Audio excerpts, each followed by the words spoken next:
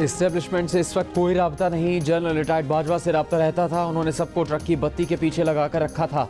Chairman Tehreek Insaf Imran Khan की लाहौर में senior सहाफ़ी से गुफ्तगू।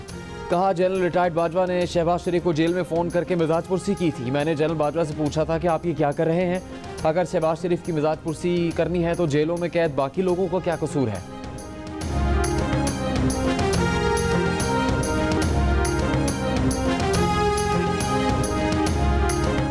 लाहौर हाई कोर्ट ने परवेज़ इलाही को बतौर वज़ीर आला बहाल करने का तहरीरी हुक्म जारी कर दिया।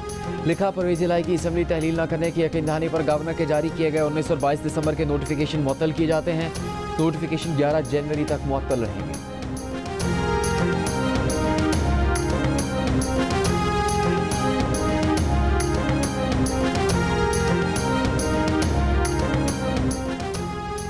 काफ लीग के रहनुमा सेनेटर कामिल अली आगा ने कहा कि 11 जनवरी की अदालती समाअत से पहले वज़ीर आला एतमाद का वोट ले लेंगे।